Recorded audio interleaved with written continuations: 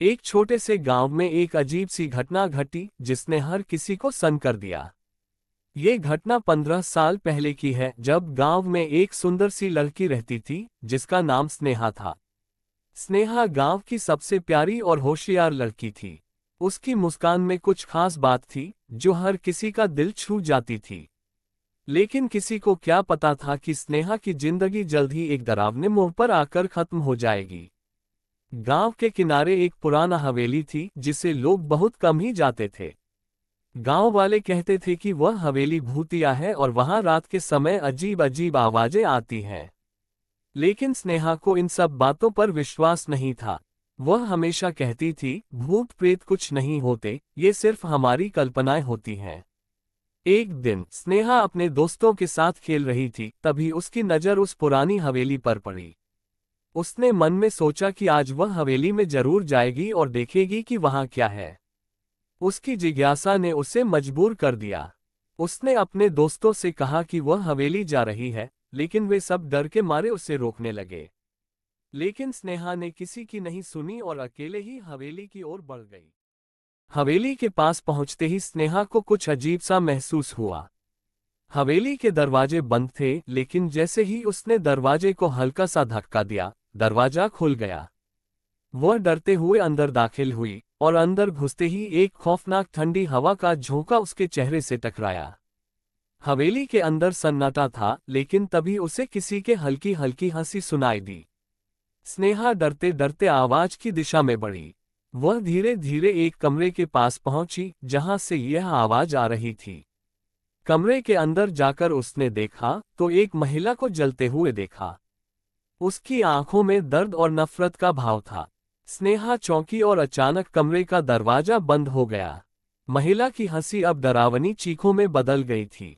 स्नेहा समझ गई कि यह महिला कोई सामान्य इंसान नहीं है, बल्कि वह कोई भूतनी या प्रेतात्मा है।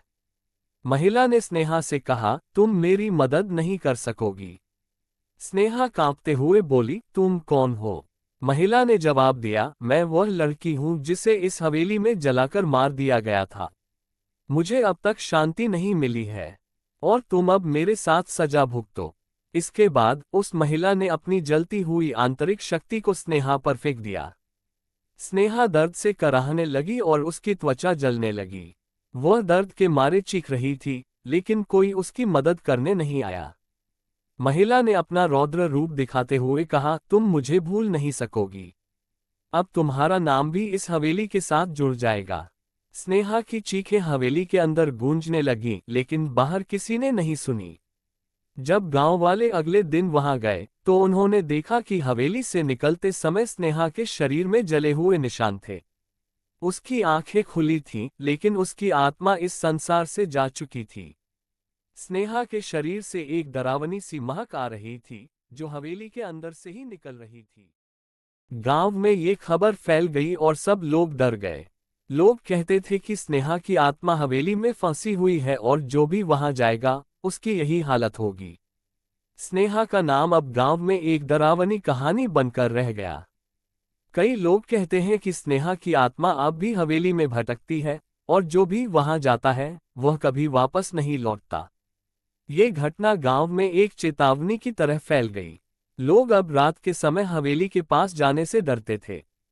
स्नेहा की मौत ने ये साबित कर दिया कि कुछ चीजें इस दुनिया से परे होती हैं और जिनका सामना करने का हौसला सभी में नहीं होता। आज भी जब गांव वाले हवेली की तरफ बढ़ते हैं तो वे स्नेहा की कहानी को याद करते हैं। उन्हें यकीन है कि उस हवेली में कुछ अदृश्य शक्तियां हैं जो किसी भी इंसान को अपने जाल में फंसा सकती हैं। और कोई नहीं जानता कि वहां जाने वाले अगले व्यक्ति की किस्मत क्या होगी।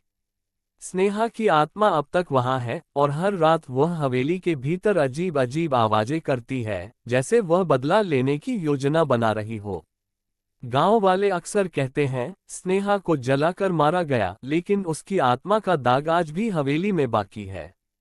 इस घटना ने ये साबित कर दिया कि कभी कभी हमारे डर और कुरीतियों का सामना करना बहुत जरूरी होता है और उन अंधेरे रहस्यों को उजागर करना खतरनाक हो सकता है।